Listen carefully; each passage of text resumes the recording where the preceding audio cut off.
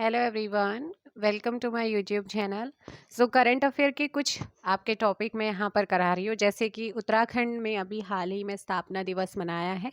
तो आपसे ये क्वेश्चन पूछ सकता है कि कौन से नंबर का हमने स्थापना दिवस मनाया। तो हम प्रवेश किए हैं 23वें साल में। तो हमने 23वां स्थापना दिवस, क्योंकि 22वां तो हम पहले मना चुके हैं, तो 23 में हमने एंटर्ड किया, तो 23वां स्थापना दिवस हमने 2022 में मनाया है 9 नवंबर को। तो आपसे यहाँ से दो क्वेश्चन, बेसिक सा क्वेश्चन भी पूछा जाता है, ये नहीं सोचना है कि नहीं पूछा जाता है। एक तो पूछा जाता है कि उत्तराखंड का गठन कब हुआ है, 9 नवंबर 2000 को हुआ था। और 2022 में कौन सा स्थापना दिवस मनाया है, 23वां स्थापना दिवस मनाया है, जिसका आयोजन देहरादून में हुआ था। राज्यपाल और मुख्यमंत्री ने चयनित लोगों को 2021 और 22 के उत्तराखंड गौरव पुरस्कार, सर्वश्रेष्ठ थाना पुरस्कार और पुलिस पदकों से क्या किया था, सम्मानित किया था। तो 9 नवंबर को उत्तराखंड गौरव पुरस्कार, सर्वश्रेष्ठ थाना पुरस्कार और पुलिस पदक यहाँ पर दिए गए। और इसी अवसर पर मुख्यमंत्री धामी जी ने जो है कुछ घोषणाएं भी की हैं। तो वो घोषणाएं क्या क्या है वो आप यहाँ पर नोट कर सकते हैं। और जो जो मैं आपको बताती जाऊंगी ना किस तरीके से क्वेश्चन बन सकता है, तो मैं आपसे यही कहूंगी कि आप उन्हें नोट कीजिएगा। राज्य के सभी जिलों में आवासीय विद्यालय खोले जाने की इन्होंने घोषणा की है। प्रदेश में जल्दी नई पर्यटन और विद्युत सौर ऊर्जा नीति बनाई जाएगी, इन्होंने ये भी घोषणा करी है। राज्य की 10,000 महिला समूह को उद्यमी बनाया जाएगा, इसकी घोषणा की है। राज्य में शीघ्र गौरा शक्ति एप्लीकेशन को लॉन्च किया जाएगा, इसकी घोषणा की है। मुख्यमंत्री चौपाल कार्यक्रम को शुरू किया जाएगा, ये भी घोषणा की जाए इन्होंने की है।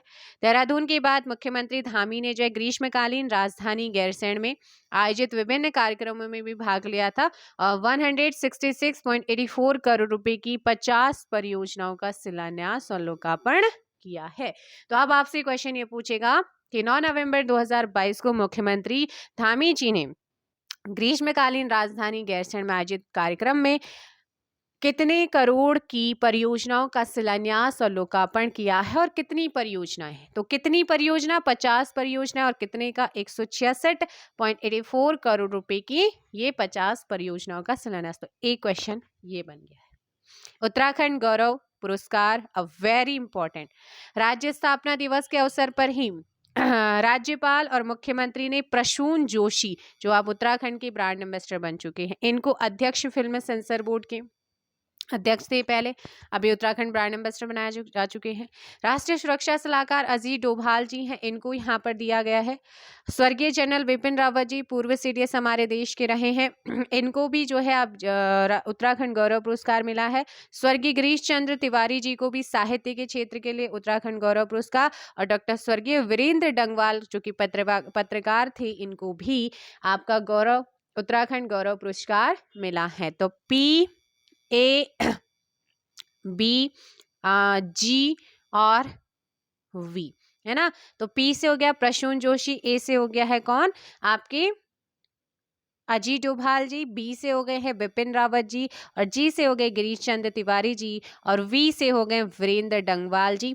इन 5 लोगों को 2022 में उत्तराखंड गौरव पुरस्कार से सम्मानित किया गया है। किसे किसे, प्रसून जोशी जी, बिपिन रावत जी, अजीत डोभाल जी, गिरीश चंद्र तिवारी जी, स्वर्गीय वीरेंद्र डंगवाल जी। बाकी 3 स्वर्गीय हैं, लेकिन बाकी जो 2 हैं वो अभी यहाँ पर कार्य कर रहे हैं। ठीक है, तो भाई ये आप लोगों ने ध्यान रखना। इसी अवसर पर स्वर्गीय एनडी तिवारी, पूर्व मुख्यमंत्री doctor Anil Prakash Joshi, पर्यावरणविद, Ruskin bond साहित्यकार और बछेंद्री पाल पर्वतारोही, और नरेंद्र सिंह नेगी लोक गायक को वर्ष 2021 की उत्तराखंड गौरव पुरस्कार से सम्मानित किया गया है।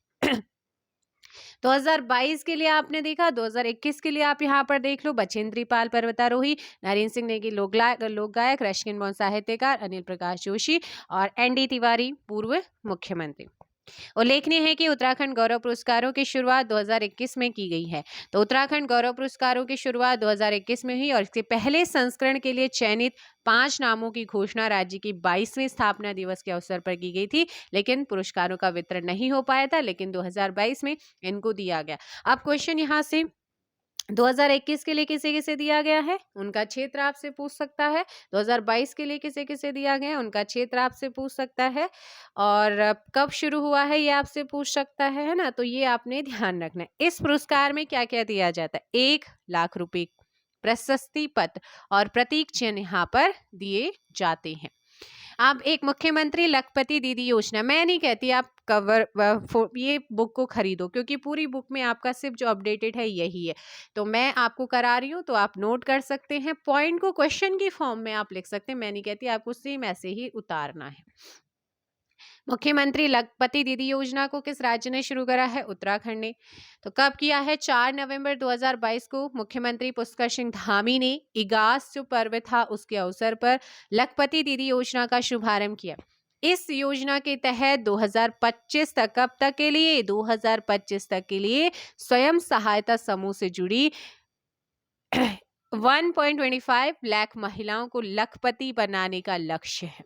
कितनी महिलाओं को? 1.25 लाख। इस योजना के तहत ऋण, तकनीकी मार्गदर्शन, प्रशिक्षण और उत्पादों के विपणन की सुविधा देने की व्यवस्था है। तो एक तरीके से जो स्वयं सहायता से जुड़ी हुई महिलाएं हैं, महिलाओं के लिए इस योजना को शुरू किया। 2025 तक इन महिलाओं को लखपति बनाना है। किसने घोषणा की है, किसने शुरू किया, इसका शुभारंभ किया? पुष्कर सिंह धामी जी ने, जो कि चीफ मिनिस्टर हैं। 12वें नंबर के नंबर भी पूछ सकता है इस बार इनका, 4 नवंबर 2022 को। पढ़ने के तो आप पढ़ लेंगे, लेकिन जो चीज़ आपको बतानी है वो चीज़ शायद हम लोग ही आपको बता पाएं। नंदा देवी वीरता सम्मान 1 नवंबर 2022 को श्री नंदा देवी राज्यात पूर्व पीठिका समिति की ओर से देहरादून में आयोजित सम्मान समारोह में प्रदेश की कितनी महिलाओं को? 15 महिलाओं को नंदा देवी वीरता पुरस्कार से सम्मानित किया गया। आगे क्या है? रिकॉर्ड 20,827 लोगों ने की फूलों की घाटी की सैर। 31 अक्टूबर 2022 को फूलों की घाटी की यात्रा को शीतकाल के कारण बंद किया गया है। इस बार 280 विदेशी सहित कुल 20,827 यात्रियों ने यहाँ की सैर की, जो कि पिछले कई वर्षों में सर्वाधिक है। तो ये आंकड़ा आप यहाँ पर याद कर लेना, ठीक है। और 1 जून से लेकर 31 अक्टूबर तक ये ओपन रहता है। तो नेक्स्ट है आपका गंगोत्री, यमुनोत्री, केदारनाथ, हेमकुंड के कपाट बंद। भैया दूज के अवसर पर 27 अक्टूबर 2022 को केदारनाथ व यमुनोत्री के कपाट, अन्नकूट के अवसर पर 26 अक्टूबर को गंगोत्री के कपाट और 10 अक्टूबर को हेमकुंड साहिब के कपाट बंद किए। आप क्वेश्चन वो ज़्यादा पूछेगा तो ये पूछ लेगा कि कब जो है इनके कपाट बंद किए गए, जबकि बद्रीनाथ का कपाट जो 19 नवंबर को बंद किए गए हैं, ठीक है। तो 27 अक्टूबर को केदारनाथ और यमुनोत्री, अन्नकूट के 26 अक्टूबर, 10 अक्टूबर हेमकुंड, 19 नवंबर को आपका बद्रीनाथ। इस बार गंगोत्री यमुनोत्री के कपाट 3 मई 2022 को, केदारनाथ का कपाट 6 मई को और बद्रीनाथ का कपाट 8 मई को और हेमकुंड साहिब का 22 मई को खोला जाएगा। तो कब बंद हुए, कब खोला जाएगा, वो आपने ध्यान रखना है। खोला गया था 27 अक्टूबर 2022 तक के आंकड़ों के अनुसार इस बार रिकॉर्ड 45 लाख से अधिक लोगों ने 4 धाम का दर्शन किया। 22 मई से 10 अक्टूबर 2022 तक हेमकुंड साहिब में रिकॉर्ड 2,47,000 लोगों ने मत्था टेका। चलो ये तो हो गई बात इसकी। अब इम्पोर्टेंट चीज पे बात करते हैं। तो प्राइम मिनिस्टर पीएम पद पर रहते हुए नरेंद्र मोदी ने 31 अक्टूबर 2022 को छठी बार केदार भगवान का दर्शन पूजन कर केदारनाथ में चल रहे पुनर्निर्माण कार्यों का निरीक्षण किया और 1267 करोड़ रुपए की लागत से बनने वाले 9.7 किलोमीटर लंबे गौरीकुंड केदारनाथ रोपवे का शिलान्यास किया। तो आपसे पूछेगा कि 12,067 करोड़ रुपए की लागत से बनने वाली 9.7 किलोमीटर लंबे गौरीकुंड केदारनाथ रोपवे का शिलान्यास किसने किया है? प्राइम मिनिस्टर नरेंद्र मोदी जी ने। कब किया है? 21 अक्टूबर 2022 को। और साथ ही टोटल आपसे पूछेगा कितनी परियोजनाओं का शिलान्यास किया है? 3430 की करोड़ की जो परियोजनाएं हैं उनका शिलान्यास किया है। और आगे क्या है? इस रोपवे के बन जाने के बाद गौरीकुंड से केदारनाथ धाम तक मात्र 30 मिनट में पहुंचा जा सकेगा। बाद में इस परियोजना के दूसरे फेज के तहत सोनप्रयाग गौरीकुंड रोपवे 3.3 किलोमीटर का निर्माण। अभी एक तो किलोमीटर याद रखना और कहां से कहां तक का है वो याद रखना है, और कितने आपका यहाँ पर किलोमीटर है, कौन कौन सा है, कहाँ से कहाँ तक है, ये आपने ध्यान रखना है भाई, बहुत इंपॉर्टेंट। केदारनाथ के बाद 21 अक्टूबर को ही प्राइम मिनिस्टर नरेंद्र मोदी ने बद्री भगवान का पद पर रहते दूसरी बार दर्शन पूजन कर माणा गांव में एक जनसभा को संबोधित किया और 1163 करोड़ रुपए की लागत से गोविंद घाट से घाघरिया होते हुए हेमकुंड साहिब तक बनने वाले 12.4 किलोमीटर लंबे रोपवे एवं 1000 करोड़ रुपए की लागत वाले 2 सीमांत सड़क परियोजनाओं का शिलान्यास किया। तो ये आपने ध्यान रखना है कितना किलोमीटर है और कहाँ से कहाँ तक है। गोविंद घाट हेमकुंड साहिब रोपवे बन जाने पर ये दूरी मात्र 45 मिनट में तय की जाएगी। इस रोपवे से घाघरिया में उतरकर फूलों की घाटी भी जाया जा सकेगा और विश्व का सबसे लंबा और सर्वाधिक ऊंचाई पर स्थित क्या बन जाएगा, ये रोपवे होगा। है 2 सीमांत सड़क परियोजनाओं में पहली सड़क NS7 है जो कि अभी माणा गांव तक है, इसका विस्तार माणा पास तक होना है। जबकि दूसरी सड़क जोशीमठ से मलारी तक बनाई जाएगी जो कि NS107B कहलाएगा। नेक्स्ट आपका SEIAA, ठीक है, IA और SEAC का गठन केंद्रीय पर्यावरण वन व जलवायु परिवर्तन मंत्रालय की ओर से 4 अक्टूबर 2022 को जारी अधिसूचना के तहत राज्य सरकार के द्वारा 19 अक्टूबर 2022 को राज्य स्तरीय पर्यावरण प्रभाव आकलन प्राधिकरण व राज्य स्तरीय विशेषज्ञ मूल्यांकन समिति का गठन किया गया है। SEIAA का अध्यक्ष भारतीय वन सेवा के सेवानिवृत्त अधिकारी अमूल रत्न सिन्हा को तो ये याद रखना है, और जबकि SEAC का अध्यक्ष शैलेंद्र सिंह बिष्ट को बनाया गया। तो ये याद रखना। उल्लेखनीय है कि राज्य की छोटी छोटी परियोजनाओं के लिए भी केंद्रीय पर्यावरण वन और जलवायु परिवर्तन मंत्रालय से अनुमति लेने की अनिवार्यता के कारण परियोजनाओं में काफी विलंब होते रहे। अतः राज्य सरकार के अनुरोध पर जो सेंट्रल गवर्नमेंट है उसने राज्य के ऑरेंज कैटेगरी के नए प्रोजेक्ट के लिए राज्य में ही SEIAA और SEAC के गठन की अनुमति दी है, जिससे इन दोनों संस्थाओं से अनुमति लेकर परियोजनाओं को जल्दी से शुरू किया जा सके। अब बात करते हैं जमरानी परियोजना की।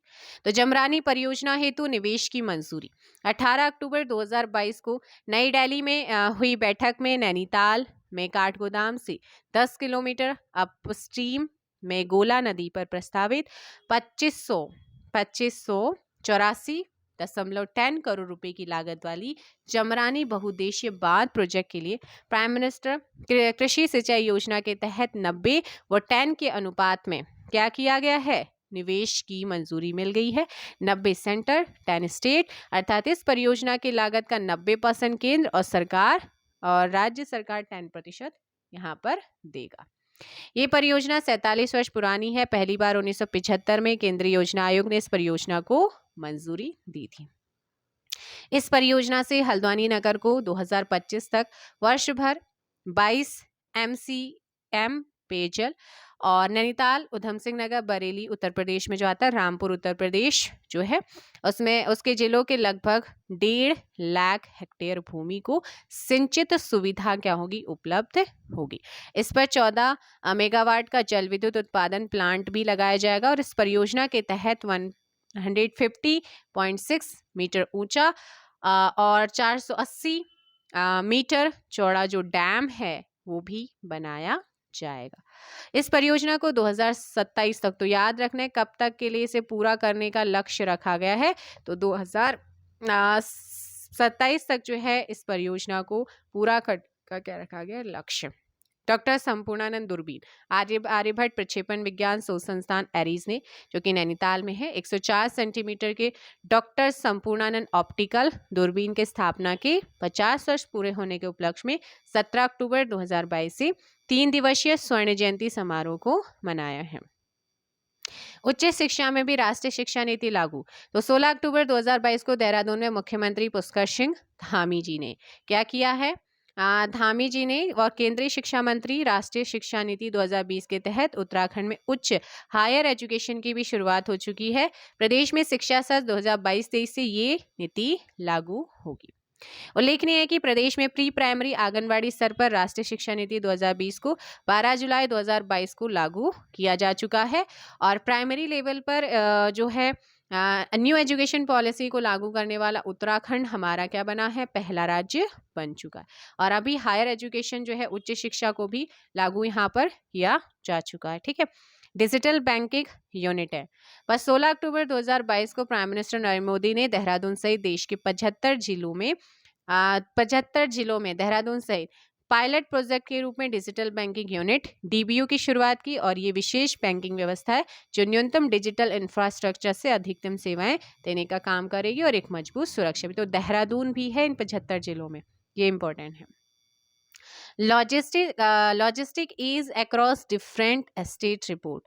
13 अक्टूबर 2022 को केंद्रीय उद्योग संवर्धन एवं आंतरिक व्यापार विभाग के द्वारा जारी की गई। किसके द्वारा जारी की गई है वो याद रखना है। Logistic ease across different state leads survey report में लॉजिस्टिक इज के मामले में उत्तराखंड को अचीवर्स की श्रेणी में रखा गया। तो आपसे पूछ लेगा कि इस जो रिपोर्ट आई है लीड्स रिपोर्ट में उत्तराखंड को किस में रखा गया है? अचीवर्स की श्रेणी में। राज्य को ये श्रेणी निर्यात को बढ़ावा देने के लिए लॉजिस्टिक सुविधाओं जैसे सड़क, rail, warehouse, container depot इसके विस्तार में अच्छा प्रदर्शन करने के लिए अचीवर श्रेणी मिली है। उल्लेखनीय है कि 12 अक्टूबर 2022 को राज्य कैबिनेट की बैठक में उत्तराखंड लॉजिस्टिक नीति को भी मंजूरी दी गई है।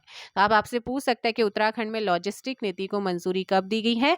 तो ये 12 अक्टूबर 2022 को राज्य कैबिनेट की बैठक में उत्तराखंड लॉजिस्टिक नीति को मंजूरी दी गई और लीड्स की रिपोर्ट में उत्तराखंड जो है किस श्रेणी में रखा गया? अचीवर्स की श्रेणी में। आगे है राजस्व पुलिस से रेगुलर पुलिस की ओर कदम। तो 12 अक्टूबर 2022 को राज्य कैबिनेट की बैठक में राजस्व पुलिस वाले उन क्षेत्रों में जहां पर्यटन गतिविधियां बढ़ी हैं, राजस्व पुलिस की जगह रेगुलर पुलिस के 6 पुलिस स्टेशन और 20 पुलिस चौकियां बनाने का निर्णय किया गया। उल्लेखनीय है कि प्रदेश के लगभग 7500 गाँव में अभी भी राजस्व पुलिस यानी कि 61% भाग में है। 1874 से ये शुरू हुई है और अंकिता केस के बाद इन्होंने ये एक्शन लिया और आज तक सारी गवर्नमेंट सो रखी थी। ठीक है, पहले जाग जाती है गवर्नमेंट तो शायद वो कांड नहीं होता। नेक्स्ट है आप लोगों का राज्य औषधि परीक्षण प्रयोगशाला।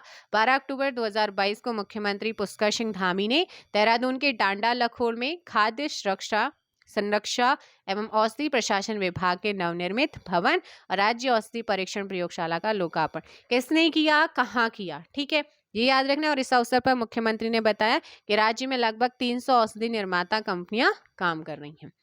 आगे क्वेश्चन है समिता कंसवाल, अब वेरी इंपॉर्टेंट, इस बार पूछा जा सकता है। सहित 29 पर्वतारोहियों का निधन।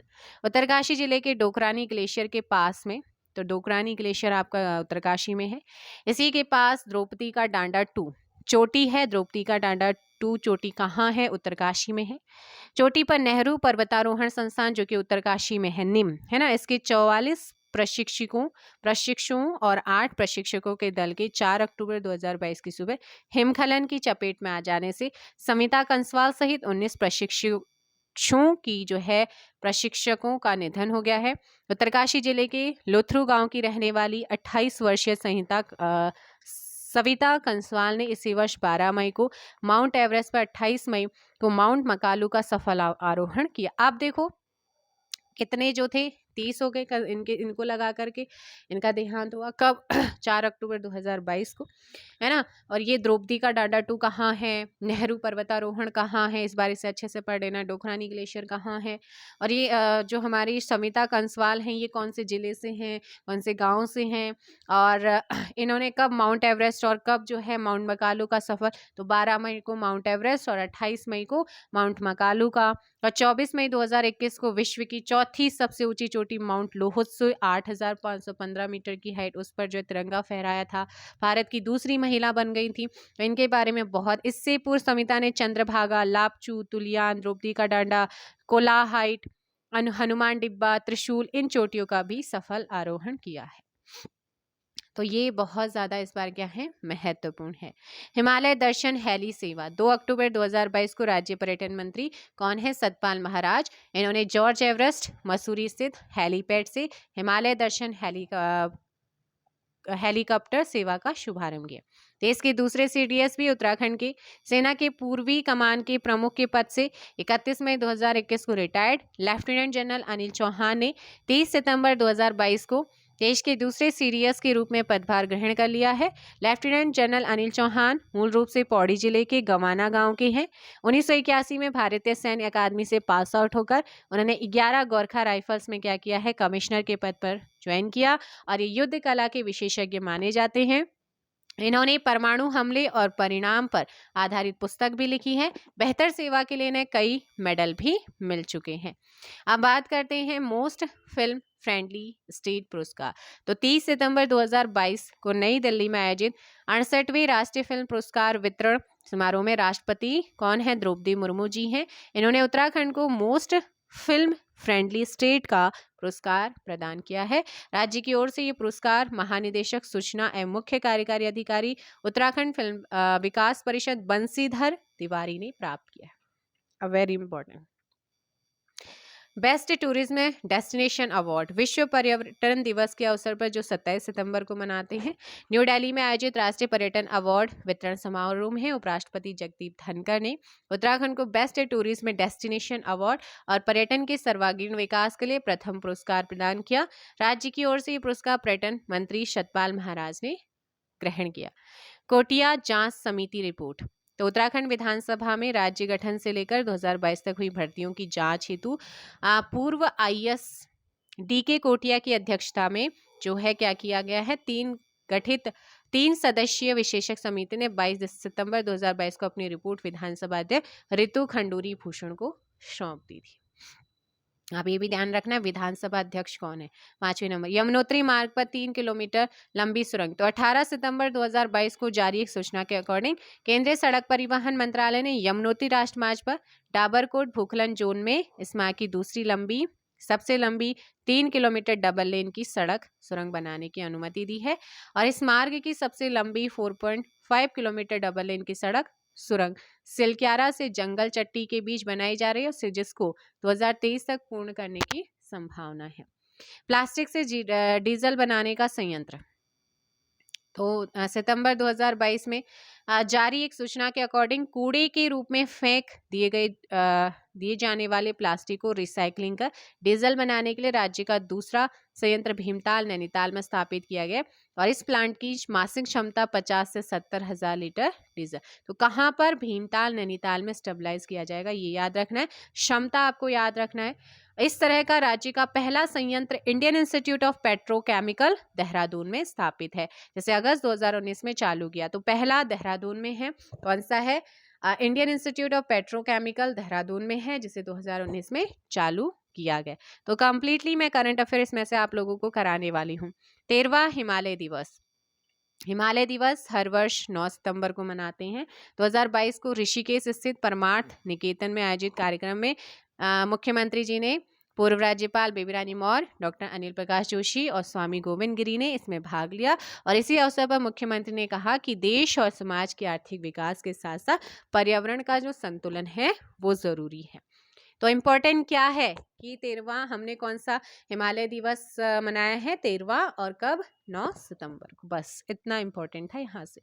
हिम प्रहरी योजना 8 सितंबर 2022 को जारी एक सूचना के अकॉर्डिंग प्रदेश सरकार ने राज्य के सीमांत क्षेत्रों में 10,000 हिम प्रहरियों की नियुक्ति संबंधी योजना प्रस्ताव को केंद्र सरकार के पास स्वीकृति के लिए भेजा और इस प्रस्ताव में केंद्र से इस योजना के लिए 66 करोड़ रुपए की मांग की है और केंद्र सरकार के इस वर्ष के आम बजट में देश के सीमांत गांवों में बुनियादी ढांचे को सशक्त बनाने के लिए वाइब्रेंट विलेज प्रोग्राम की घोषणा की गई है और इसी प्रोग्राम के तहत प्रदेश सरकार ने सीमांत जिलों में सुरक्षा व्यवस्था मजबूत करने, पलायन रोकने के लिए राज्य के सेवानिवृत्त सैनिकों, अर्धसैनिकों और युवाओं को भर्ती और प्रशिक्षित कर हिम प्रहरी के रूप में सीमावर्ती गांवों में बसाने की योजना बनाई है। तो ये आपकी ये योजना है कि योजना क्या है, आपसे पूछता है। तो उत्तराखंड अंतर्राष्ट्रीय खिलाड़ियों के लिए पुरस्कार राशि में वृद्धि। प्रदेश सरकार ने 8 सितंबर 2022 को अंतर्राष्ट्रीय खेल प्रतियोगिताओं में पदक पाने वाले खिलाड़ी और जो प्रशिक्षक हैं उनको राज्य के द्वारा दिए जाने वाले पुरस्कार के नए स्वेल की अधिसूचना जारी की। अब ओलंपिक में अगर कोई गोल्ड जीता है तो उसे 1.5 करोड़ के बजाय 2 करोड़ रुपए और रजत पाने वाले को 1 के बजाय 1.5 करोड़ और कांस्य वाले को 50 लाख रुपए के बजाय 1 करोड़ रुपए मिलेंगे। ओलंपिक में प्रतिभाग करने वाले को 5 लाख के बजाय 50 लाख रुपए। इसी प्रकार विश्व कप, एशियन गेम्स और कॉमनवेल्थ के जो पुरस्कार हैं वहां पर भी वृद्धि की गई है। अब यहाँ पर देखो, प्रदेश में शीघ्र खिलेंगे 2 सैनिक स्कूल। अभी तक सिर्फ 1 सैनिक स्कूल है घोड़ाखाल में, टोटल 34 हैं पूरे इंडिया में।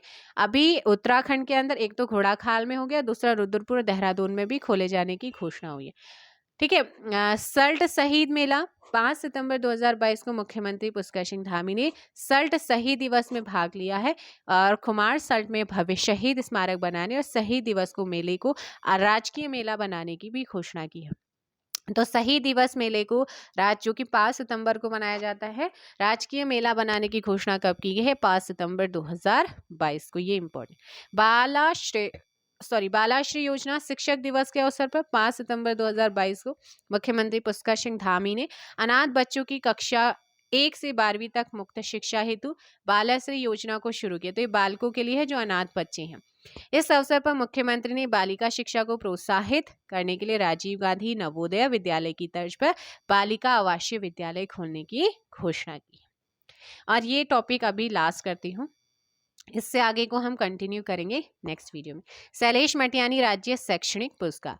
विश्व शिक्षक दिवस के अवसर पर 5 सितंबर 2022 को राजभवन सभागार में राज्यपाल लेफ्टिनेंट जनरल जो कि रिटायर्ड हैं आर्मी से गुरमीत सिंह ने राज्य की 39 और 2018 के लिए 19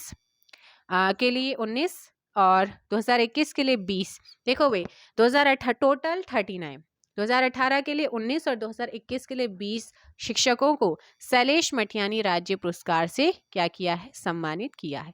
तो 39 को दिया गया है। शिक्षकों को ये सम्मान दिया जाता है, एक है राष्ट्रीय शिक्षक सम्मान। तो शिक्षक दिवस के अवसर पर ही 5 सितंबर 2022 को नई दिल्ली में आयोजित एक समारोह में उत्तराखंड के प्रदीप नेगी जो कि बहुत इंपॉर्टेंट है और कस्तूब चंद जोशी है ना, सहित देश के कुल 46 विद्यालयी शिक्षकों को राष्ट्रीय शिक्षक, तो हमारे उत्तराखंड से कौन है? प्रदीप नेगी और कौस्तुभ चंद, ठीक है ना। तो इन दोनों का नाम आप यहाँ पर ध्यान रखना। सीएम उदीयमान खिलाड़ी उन्नयन योजना, इसे भी देख लो। राष्ट्रीय खेल दिवस के अवसर पर जो कि 29 अगस्त को मनाया जाता है 2022 को मुख्यमंत्री पुष्कर सिंह धामी ने देहरादून में उदीयमान खिलाड़ी उन्नयन योजना को शुरू किया। कहाँ से? देहरादून से। इस योजना के तहत 8 से 14 वर्ष, कितने से? 8 से 14 वर्ष के जो आयु वर्ग के जितने भी खिलाड़ी हैं उनको 1500 मासिक, ठीक है। तो ये याद रखना है क्राइटेरिया, 8 से 14 वर्ष के जो आपके खिलाड़ी होंगे उनको 15 वर्ष प्रति मासिक खेल छात्रवृत्ति देने की व्यवस्था है। इसी योजना से प्रदेश के लगभग 3900 बालक बालिकाएं क्या होंगी? लाभान्वित होंगे। तो ये इंपॉर्टेंट है और ये आप यहाँ पर देख लीजिएगा। और गंगोत्री यमुनोत्री रेल प्रोजेक्ट से हम शुरू करेंगे नेक्स्ट वीडियो में। आई होप सो कि आप लोगों को इंफॉर्मेटिव चीज़ें मिल रही होंगी। जितना हो सकता है आप लोगों के, मैंने कहा है मैं आपको लिए पूरी कोशिश करूँगी। 18 दिसंबर पास में है, तो आप करंट अफेयर उत्तराखंड का जो पूछ सकता है ना, वो मैं आप लोगों को बता रही हूँ कि क्या क्या पूछ सकता है। बुक परचेस मत करना, कुछ नया नहीं है, बस करंट अफेयर है। तो करंट अफेयर के लिए आप 200 रुपये, भाई अगर तुम खरीदना चाहो तो आपकी मर्जी, बट मैं तो यही कहूँगी कि आप ना ही परचेज करें तो बेटर है। बाकी आपकी मर्जी, क्योंकि परीक्षा वाणी आप पे पहले भी होगी, ये भी होगी, तो सिर्फ करंट अफेयर के लिए परचेज करना आपकी मर्जी है ना। चलो वे मिलते हैं नेक्स्ट वीडियो में। Thank you very much.